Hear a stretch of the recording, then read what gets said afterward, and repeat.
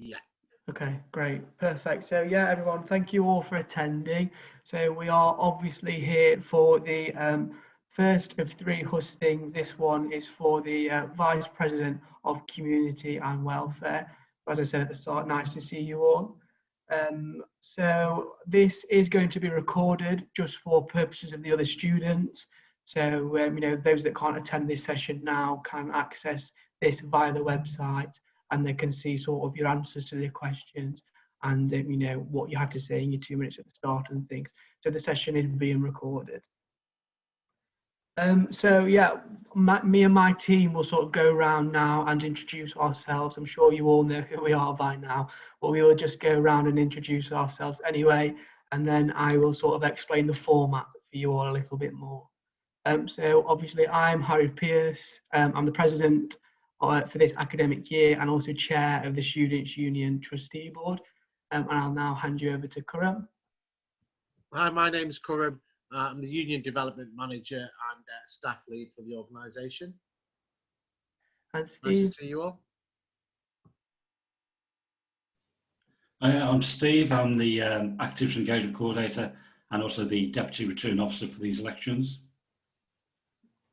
Thank you. As I said, I'm sure you've heard from us or hopefully seen us over this past year. So what I will do now then is just sort of explain the format to you a little bit more. There's nothing to worry about too much, and if you do want me to clarify anything when I am discussing things, please just pop your hand up and I'll come round and ask you any questions. So I'm going to invite each of you in turn to deliver firstly your 2-minute pitch, your 2-minute statement as to why you believe you should be the Vice President of Community and Welfare for the next academic year. And that will be, we've sort of predetermined the order there by writing all of your names down, and we'll be going in alphabetical order.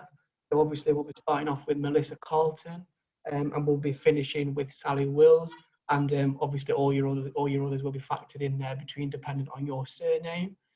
And then after that, obviously we gave everybody the student cohort, the chance to propose any questions to you guys. We will then be going over those questions, and the same again, but we'll sort of go from the bottom to the top rather than in alphabetical order. So this time we'll start with Sally and we'll finish off with Melissa Carlton to ask those questions. But before we get onto the questions point, I'll stop and summarise that again for you. So firstly then, we are going to go around and ask you all to speak for 2 minutes as to why you think you should be elected as Vice President of Community and Welfare.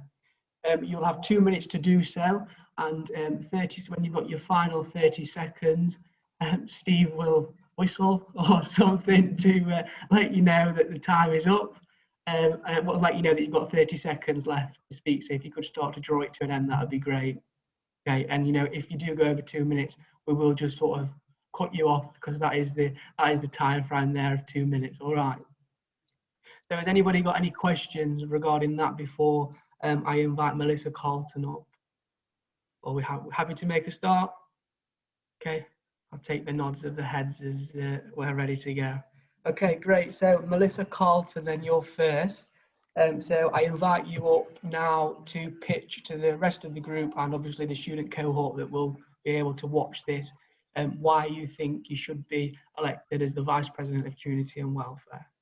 Thank you. Hi everyone, I'm Melissa Carlton. I'm a third-year childhood and youth with social policy student.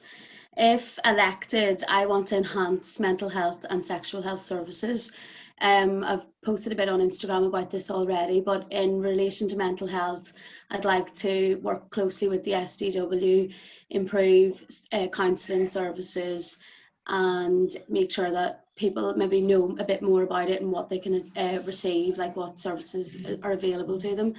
Also to try and improve them, that there's more availability, if that makes sense, rather than just the 15-minute counselling sessions that you can have per term. In relation to sexual health, I'd like to have a consent training for all students, and I'd work closely with the university to have that arranged.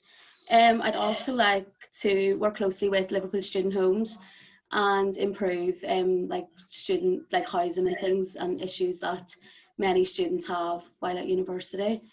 And then also would like to build relationships with external like services, especially they do a lot of volunteering and things like that there, and I'd like to continue a bit like what Sally's already began, like to continue that. And finally, I would like to continue with the Nightline service and maybe broaden that, put more resources in and more training, things like that. Thank you. Done, Melissa? Thank you. Thank you. So that's Melissa Carlton done then. So the next one on my list is Gregor Deakin. So would you like to share with everybody, Gregor, why you believe you should be the one to be elected for Vice President of Community and Welfare? Okay, thank you, Harry. I believe I would be suitable for the position because I've had a bit of experience in VSU previously in my second year running as the residential life officer. So I understand all the issues which students face on the day-to-day, and I've also experienced how life has been both before COVID and during COVID, how we've all been affected, our mental health. And I would push, like Melissa, for more mental health facilities to be developed and just increase the amount we have, because the waiting lists are so long, and I know people who've had to wait stupid amounts of time for it.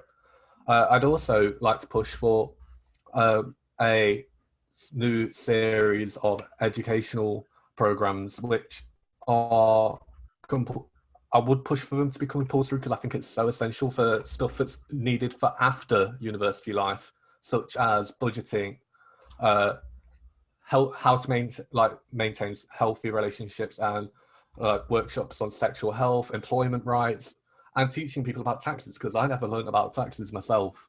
And I'd also like to push for greater education on the issues faced by minority groups, such as the BME students, the LGBTQIA plus students. I think it's so vital we have education based on that. And also, my other biggest point I'd like to focus on is linking people who aren't just first years on the main campus, because I feel like once you leave the main campus in first year, you get separated. Okay. You get separated, and you don't manage to, like, the student union doesn't involve you as much. Like, you're just separated. I'd like to get like a shuttle bus running from the side campuses on the evenings, so people can get to events, and potentially even create a shuttle bus that goes around the main areas for students that aren't living on a campus. But yeah, I just want to push for greater support for students who aren't there and greater education. Thank you, Gregor. So next on my list is Chantel Foster. So Chantel, if you could share with the rest of the group why you believe you should be elected as the Vice President of Community and Welfare for the next academic year. Hi, I'm Chantal Foster, and I feel like I like to help with the community and bring more awareness for different people, and like help them around and like support them more. I agree with the other person just gone, like about like getting people around better and more like shuttle bus times and stuff, so like people can go to more events. Yeah, sorry.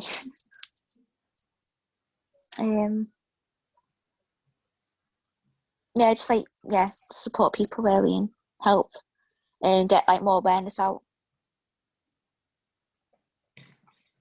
Thank you, Chantal. Thank you.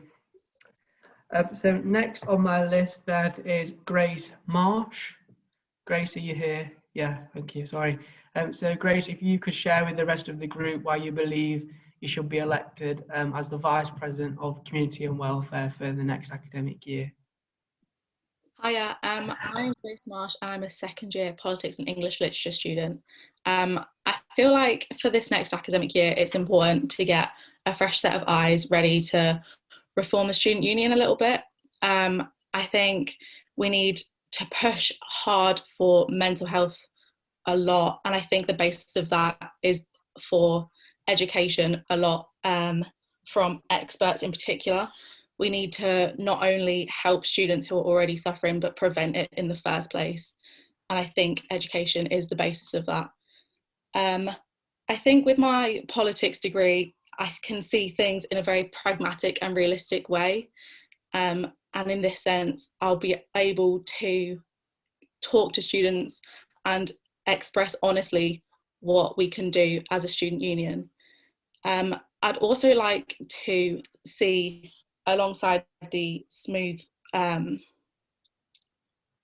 transfer back onto campus, not only like realistically how to make it easier in academic terms, but also more exciting and fun, because obviously it's going to be a stressful time, and I think more events on in our place and making it a more exciting time for everybody, and increasing transport from other campuses for this, so no one feels excluded at all.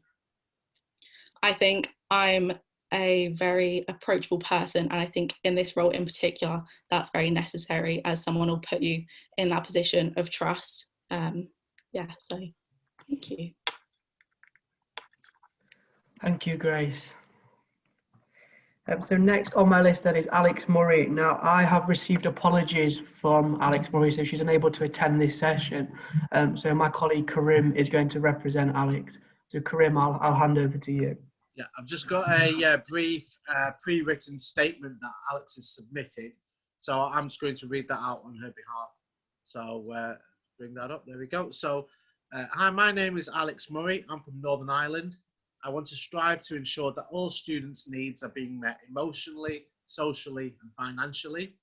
Things can be especially difficult with certain circumstances we are in, but I want to help, support, and guide students in a possible way forward to help benefit them and their well-being. A main focus of mine is to help students who are struggling with mental health problems. Everybody goes through something at some point throughout life. I want to be that listening ear and speak out for the people who are suffering. I want them to feel that their mental health is a priority and needs to be prioritized. The students need to be supported in a way that is safe and easily accessible. This is a crisis we are going through, and I'm willing to help anyone through any situation. So that's the pre-written statement submitted by Alex there. Great, thank you, Karim, thanks for that. So next on my list then is Stephanie. So Stephanie, ready when you are. Hi, thank you. I just want to say hi, everybody. My name is Stephanie Trujillo, and I'm running for this role because I care about people and community. I'm a German Peruvian American student currently doing a second master's in social work. Last fall, I moved from Germany to Liverpool, and while I am new to Hope, I really want to get more involved as a student leader because I believe I have the qualities, experience, and passion to take on student issues. My last universities also didn't have student unions, so I see this as a role and opportunity to improve our collective university experience, especially after a year of so much hardship. While I can't guarantee you about what the future will look like, I can guarantee you things about who I am. I am hardworking, I'm an honest person, and I care deeply about human rights and social justice. I'm a critical thinker who's unafraid to ask hard questions and speak boldly. I also strongly believe that the student union should be run by and for students.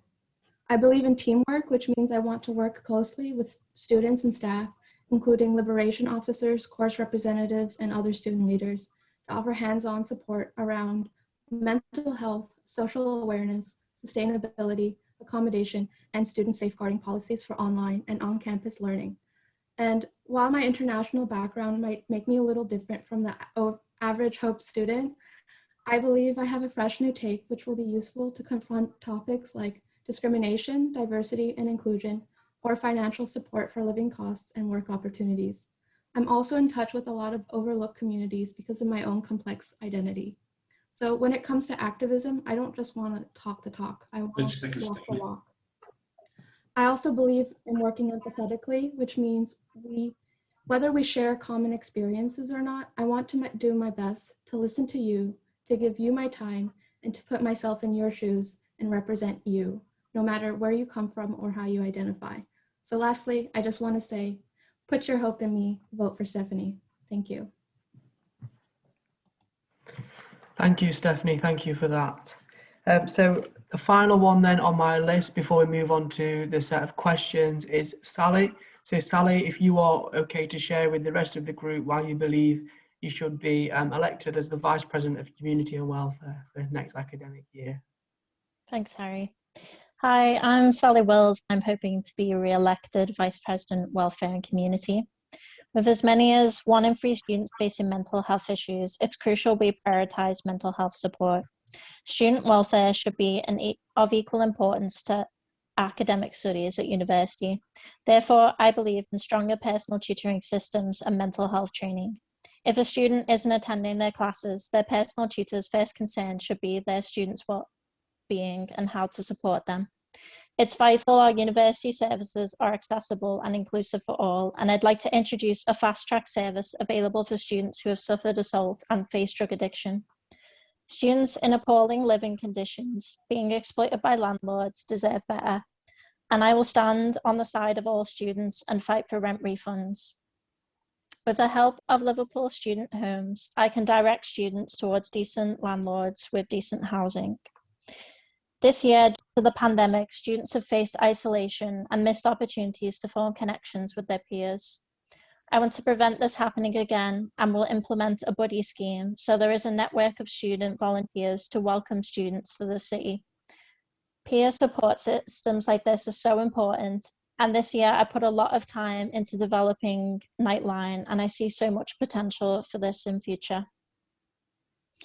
Within the next year, when we are face-to-face once again, there will be more chances to promote societies and sports, to have events, increases in volunteering opportunities, and to unite our campuses. I aim to bring life and community spirit back into Hope.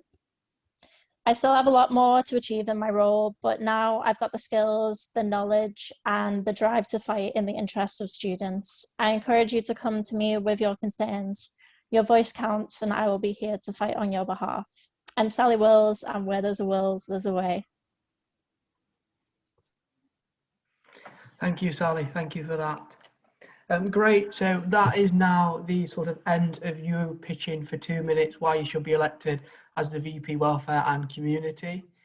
So now we're going to move on to the next half of the debate, which is we asked obviously students to submit some questions to us, which I think you've actually been lucky enough this year to see before this. We didn't have that last year, so you should count yourselves very lucky there.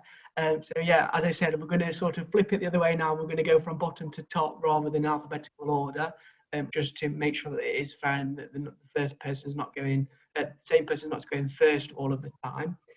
So what we will do is we will ask you, obviously, to just provide an answer in response to the question. I'll read the question out once, but when we get on to the next person, if you would like me to read the question out again, please just let me know at the start and I'll do that. But I don't want, of course, that it might take a lot of time if we're repeating the question 7 times. So let me know. I'm happy to do it either way. So then, first up is Sally. So Sally, you're first up.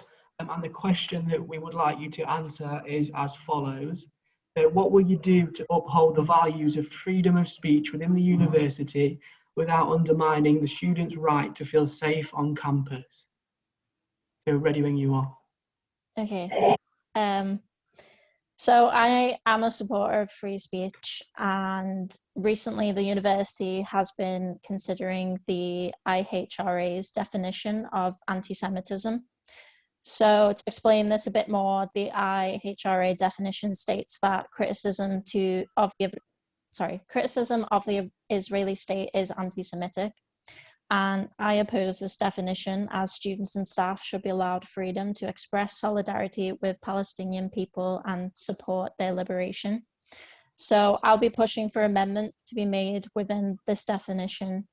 And anti-Semitism is a real problem. However, the IHRA definition is a divisive way of criminalizing Palestinian activists. Thank you, Sally. So then next on my list to answer the same question is Stephanie. Stephanie, would you like me to repeat the question, or are you happy to just go straight into it? Sure, you can repeat the question. Okay, I'll repeat the question, no worries. So the question that we're wanting you to respond to is as follows. What will you do to uphold the values of freedom of speech within the university without undermining students' right to feel safe here on campus? Right. I think I understood the question differently, because freedom of speech, while I think that's fundamental, I think there needs to be a zero tolerance policy towards discrimination, and whether it's hate speech or not. And I think one way to make students feel safer is that we have anonymous complaint and concern boxes where students can like submit things that have happened to them. I have myself had things happen to me, and it feels like you're not always validated or no one listens. And sometimes it's scary to say what's happened to you.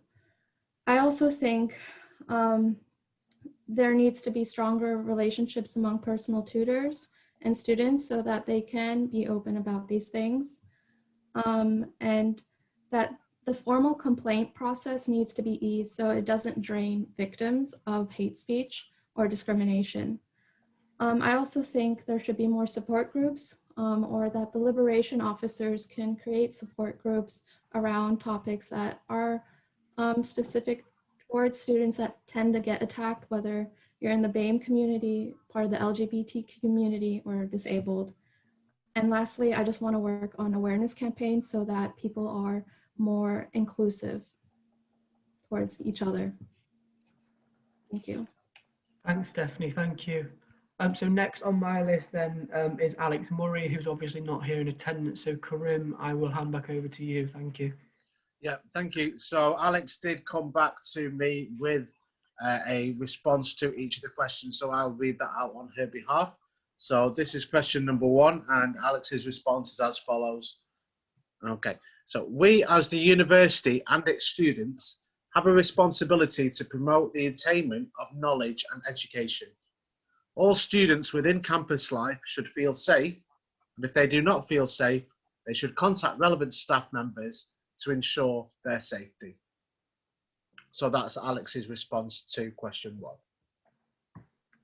Thanks, Karim, thank you. So next on my list then we're going back to Grace Marsh. Thank you.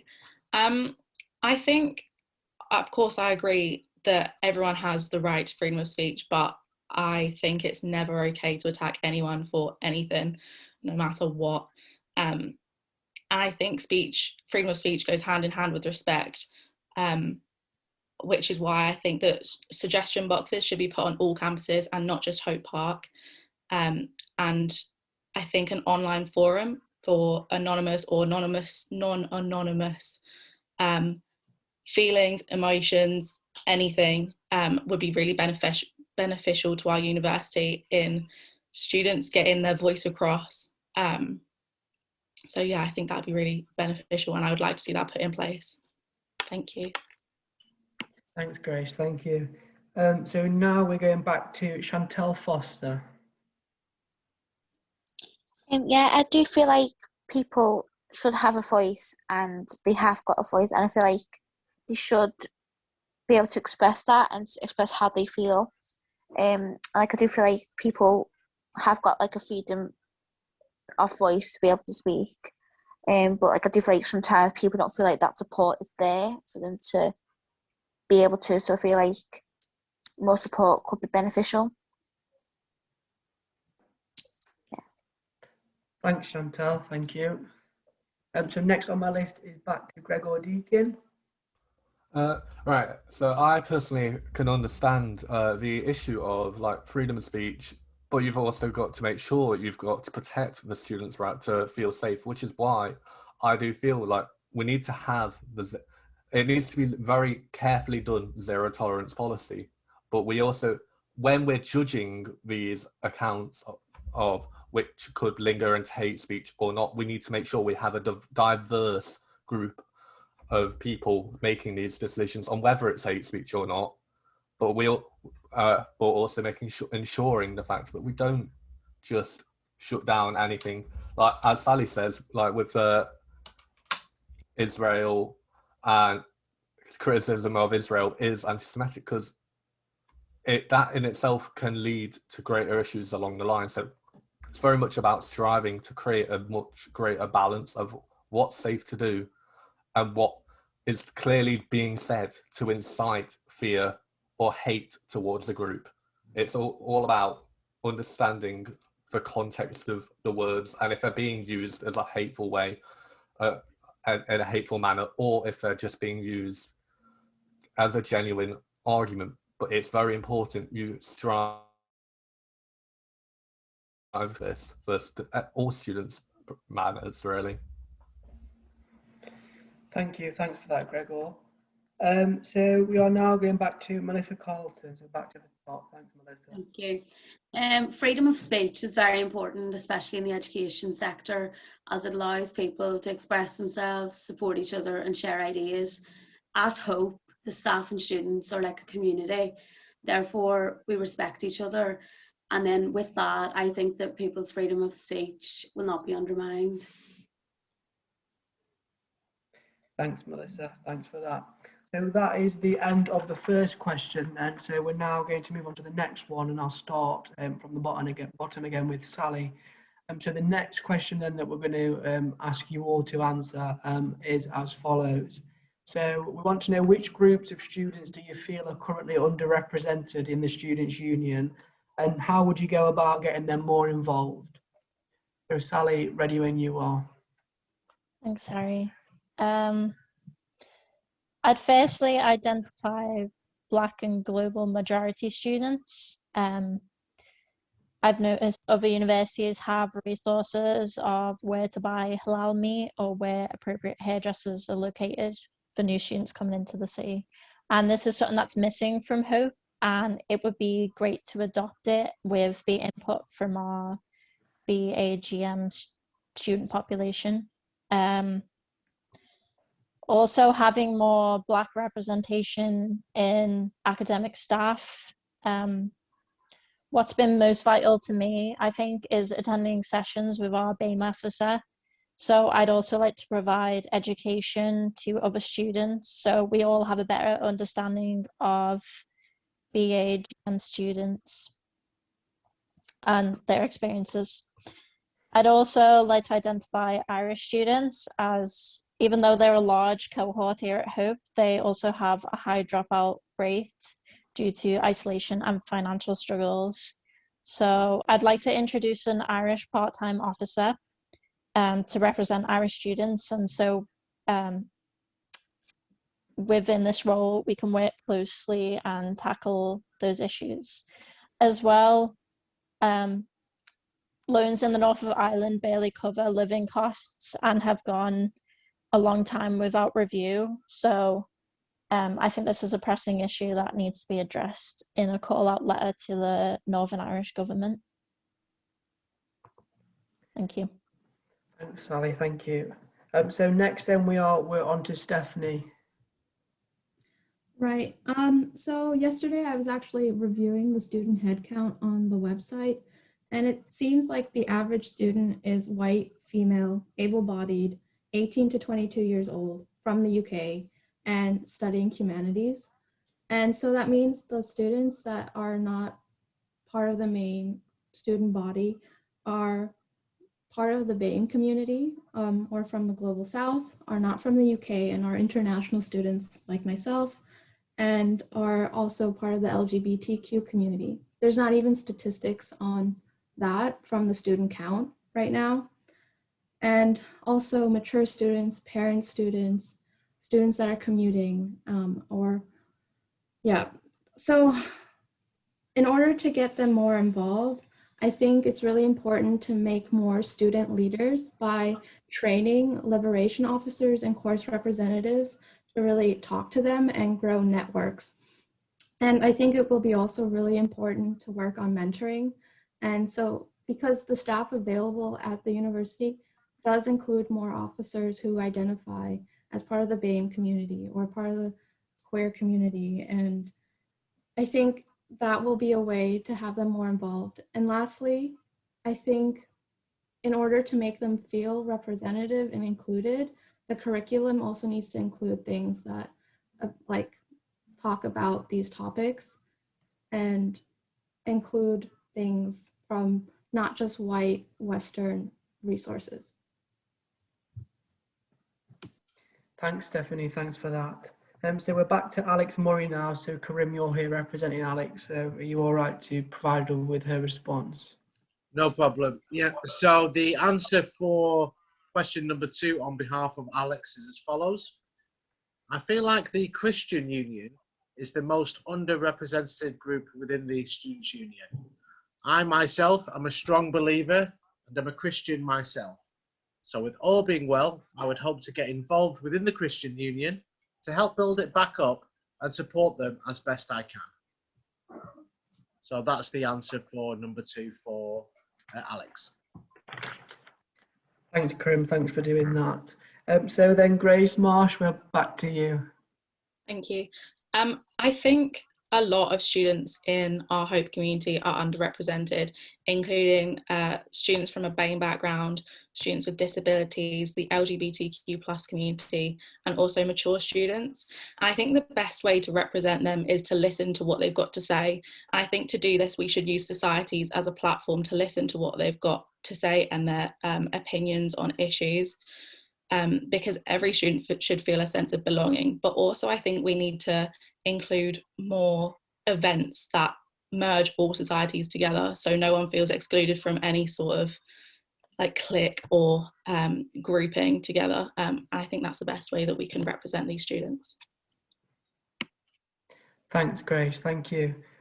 So after Grace, then we're now back to Chantal.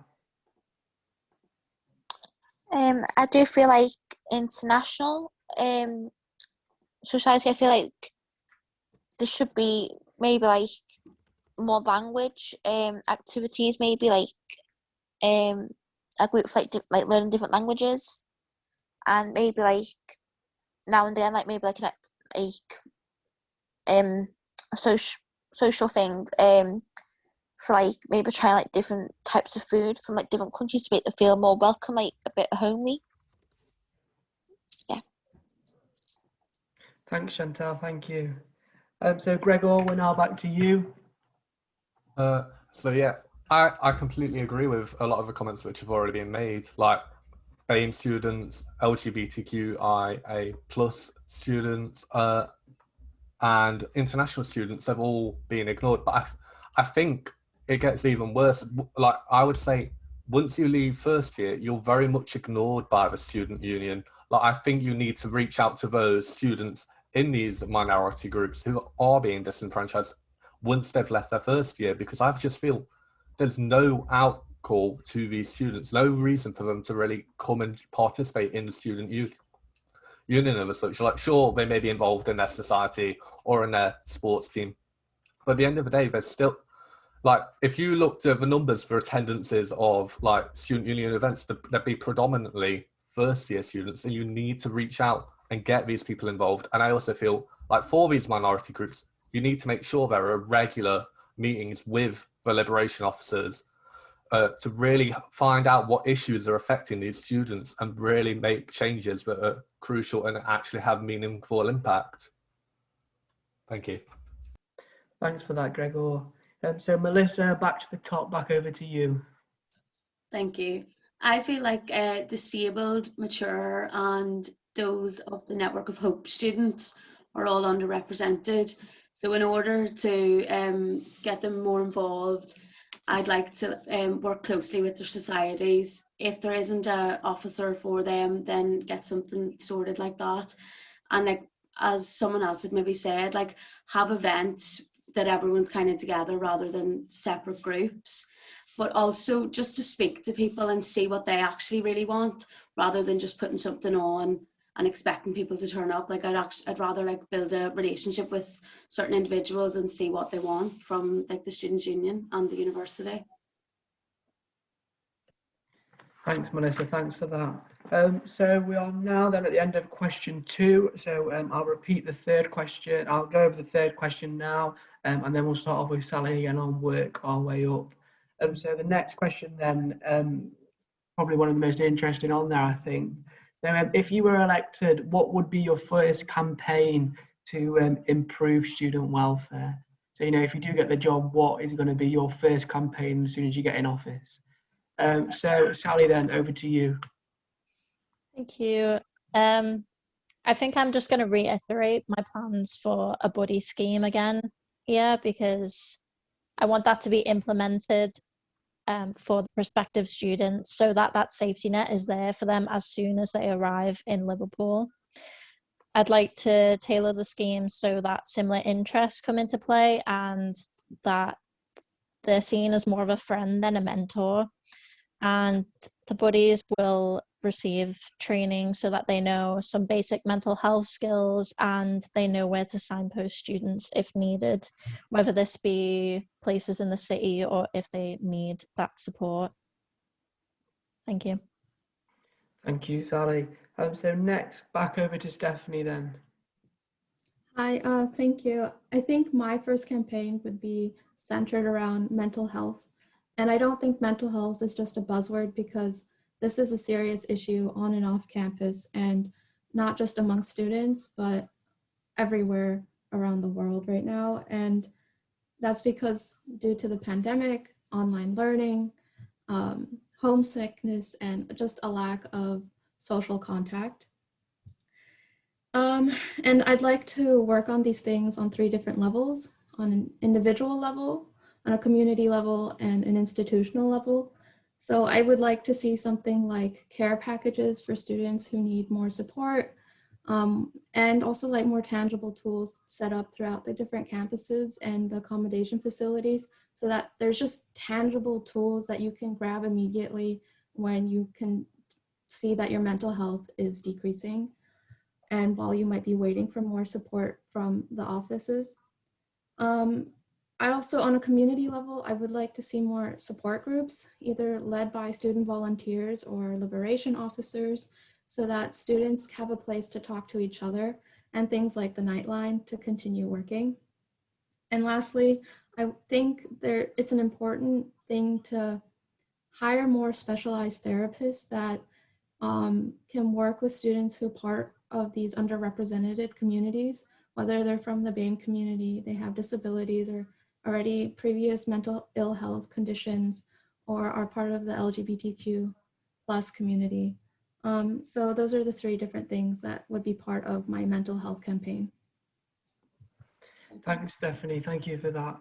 So next then, we're back to Alex Murray. So Karim, if you're all right to answer this question again, thank you. Yeah, sure, no problem. So Alex's response to question number 3. If I was elected as vice president, my first campaign to improve, I'll start again.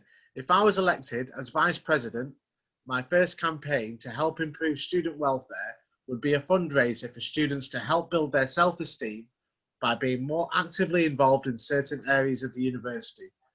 This would help improve on their mental health, which would include a free giveaway of items, as we all know students love free things. So that's Alex's response to number 3. Thanks for sharing that, Karim. Thank you. So Grace, we're back to you now. Thank you. As VP for Welfare and Community, I would start off with a campaign on mental health. I'd like to see a coalition of sorts with other universities, at the very least in Liverpool, sharing what works and what doesn't work when tackling this mental health crisis that we're in at the moment. The past year has been so chaotic for students, and I really think we need to focus on that at the forefront of everything.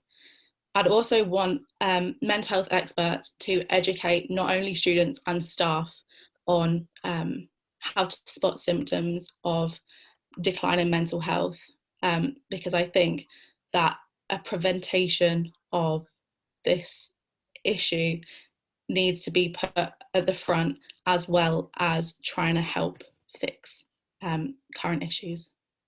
Thanks. Thanks, Grace. Thank you for that. So Chantel, we're back to you now. I do feel like mental health, so like the new fresh people, for them to have more support for when they start, and like more activities so that they feel more welcomed in. Thank you. Thanks, Chantal. Thank you for sharing that. So Gregor, back to you.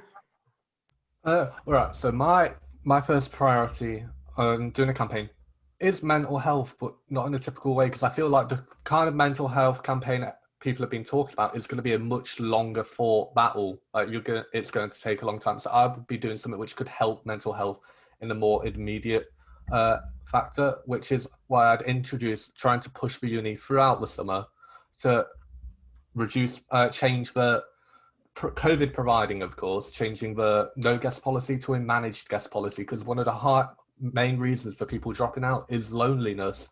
And I just feel like I understand the reasonings the university has given on their no guest policy for years, but in this day and age, education can help to alleviate some of those concerns. And I feel like it also, after this year where we've all been isolated, we need the first year students to have a good experience and not feel isolated when they move in, and have that option of, they're feeling really homesick. Let them bring, if they arrange in advance, can I bring my friend from home for a day or two just to help myself feel more at home and help me settle in? Just allow them that experience, which I feel like it could be done if we push the university hard enough on it. Thank you. Thanks, Gregor. So back to the top, Melissa, if you're all right to provide the group with your response to that question.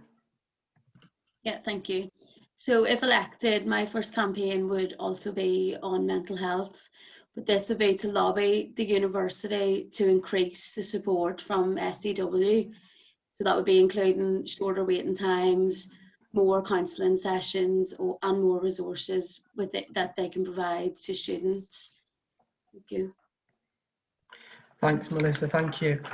So then we are now moving on to question number 4, and just to let you know, to spice things up a little bit, we're going to go back in alphabetical order. So Melissa, we'll be starting with you again for this question. Don't say we don't like to live life on the edge.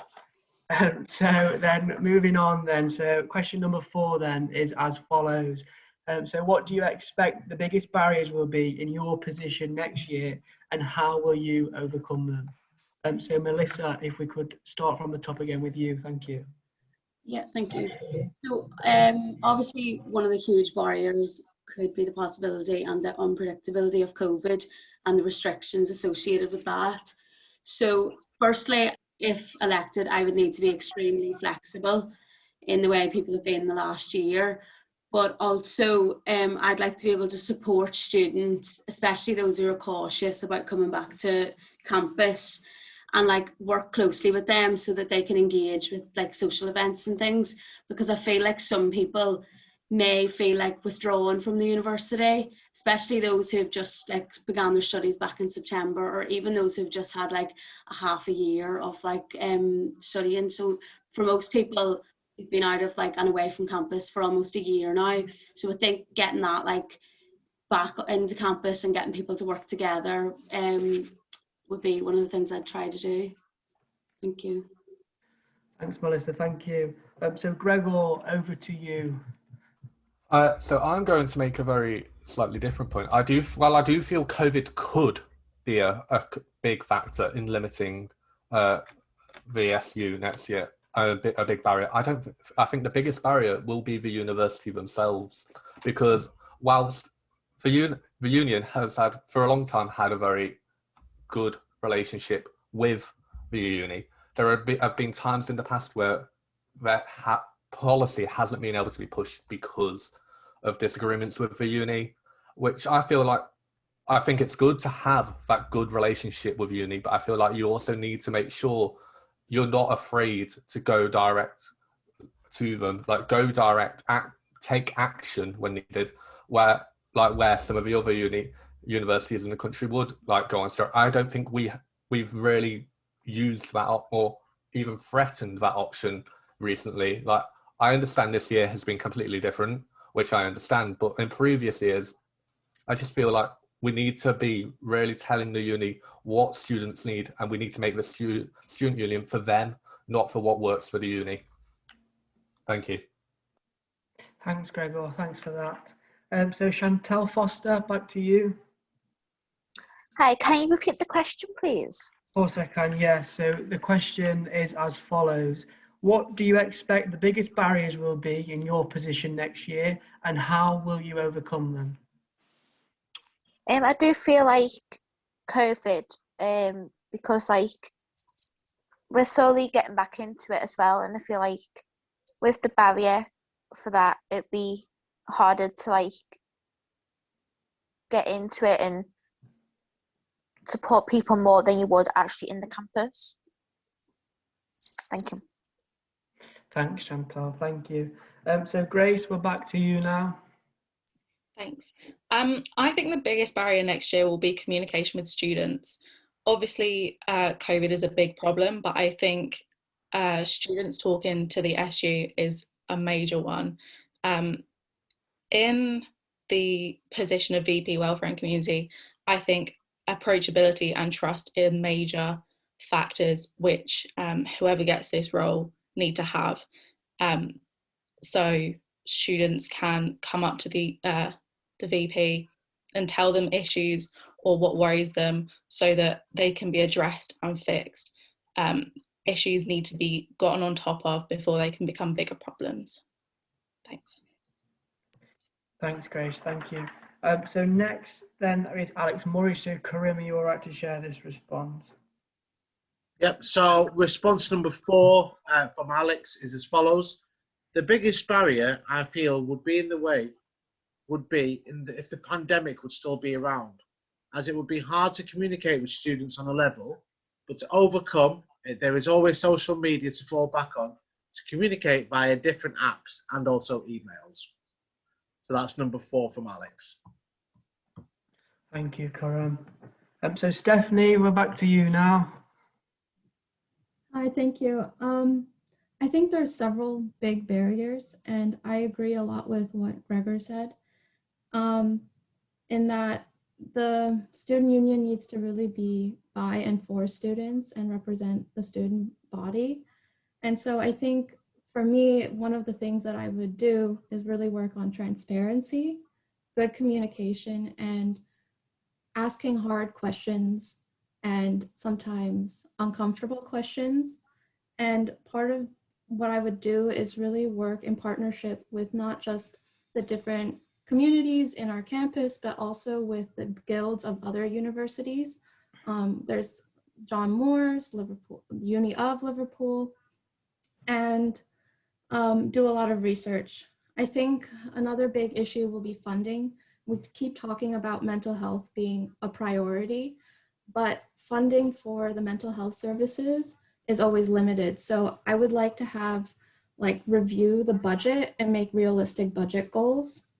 And lastly, like everyone said, there's unforeseen circumstances due to COVID, the financial crisis, maybe due to Brexit, and just being resilient and adaptable at the same time. And I have lots of experiences from personal life, and I would just rely on those things for that. Thanks. Thanks, Stephanie. Thank you. Sally, back over to you. Thank you. So like everyone's been saying, although we have a roadmap in place, times are still very uncertain where the coronavirus is going to go. However, I've spent this year dealing with constant change in circumstances and just uncertainty.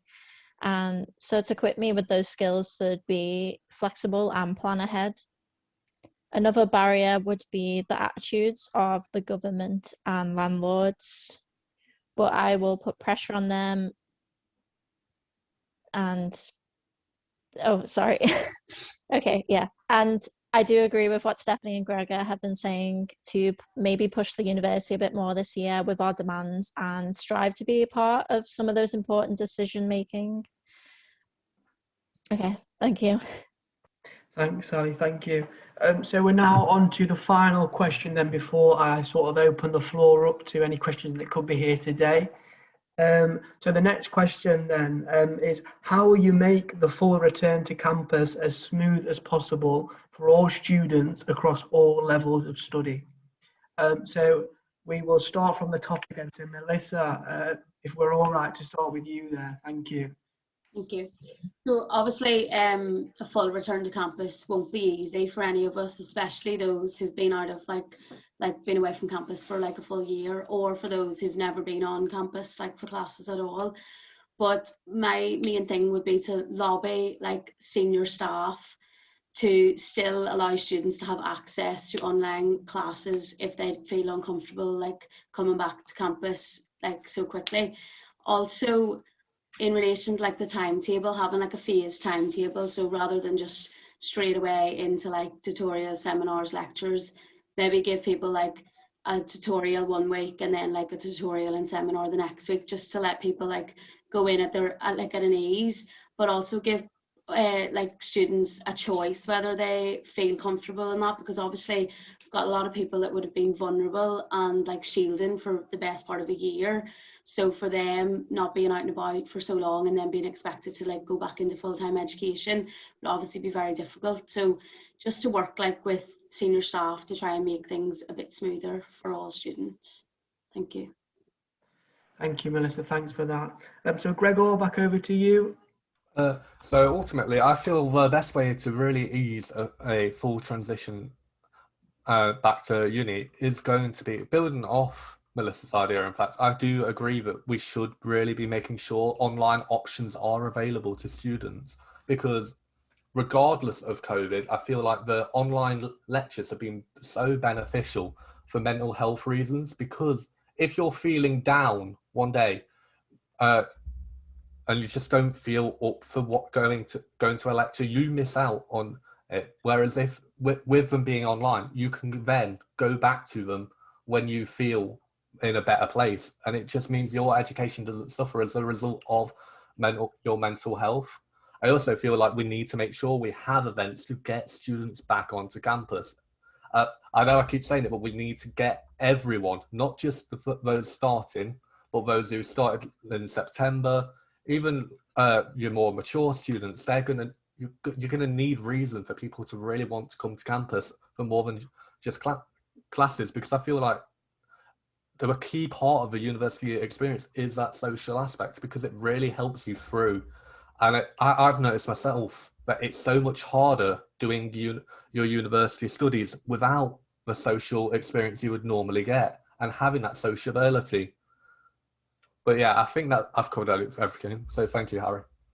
Thank you, Gregor. Thanks for sharing that response. Chantel, so we're now back over to you. Yeah, I do feel like it would be good to come back and be on campus and like do the lessons, but I also feel like attendance will go back down.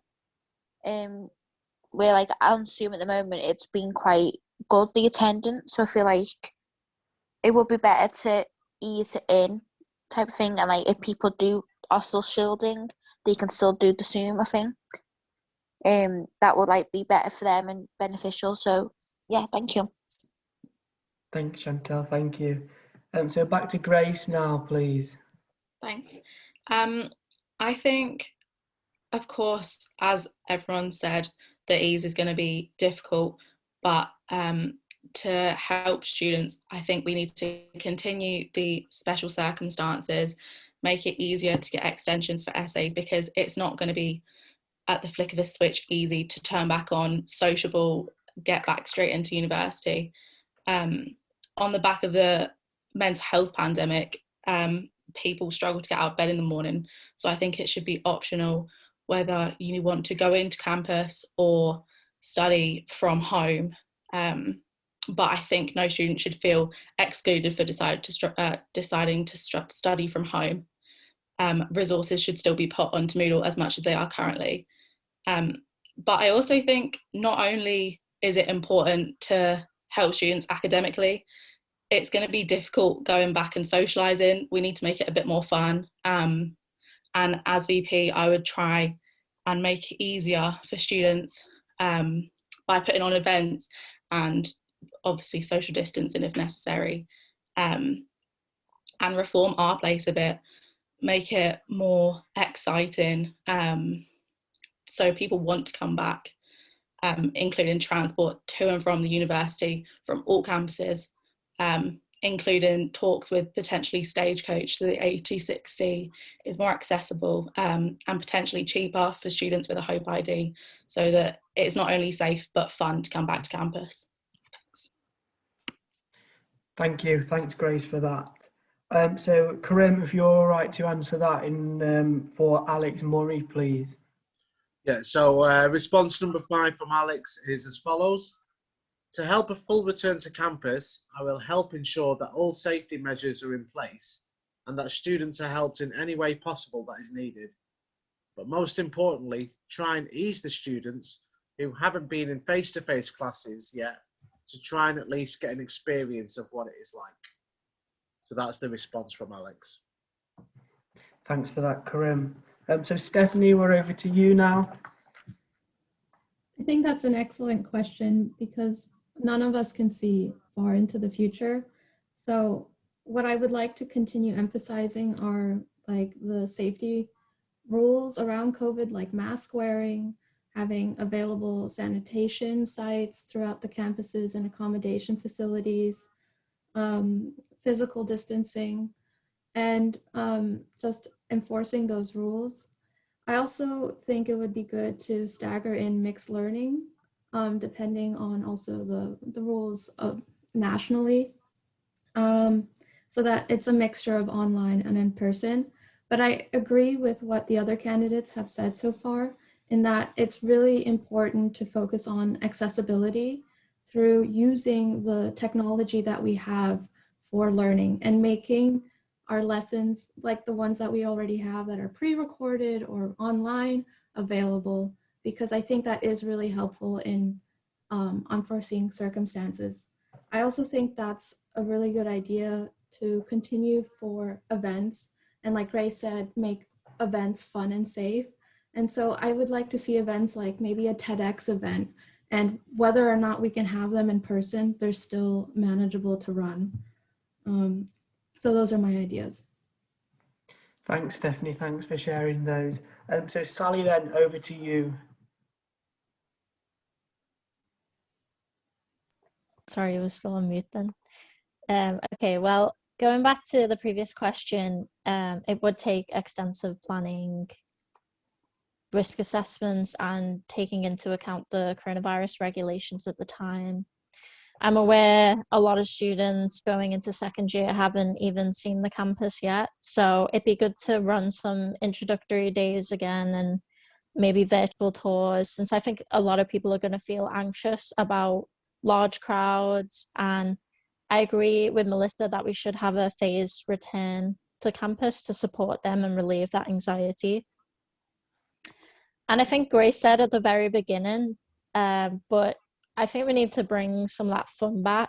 And I think we all need a bit of this. And even though there's been a lot of learning like curves through COVID, I'd say one sort of positive is like the technology now and how it has become like accessible, made it like some of the services more accessible, such as Moodle, having the recorded lessons. I also think in terms of like what Grace was saying, when students, you know, their mental health so bad they can't get out of bed in the morning, at least they can call up the support services. So I'd really like to keep that implemented next year. Thank you. Thanks, Sally, and thank you for everyone. That has brought us now to the end of those questions that have been submitted by the student cohort here at Liverpool Hope. So now what I'm going to do is open the floor up for any questions. So I don't know if anybody, any of the students that are here watching, or anyone has got any questions for anyone here. Now is your time to speak up and ask the candidates any questions that you may have.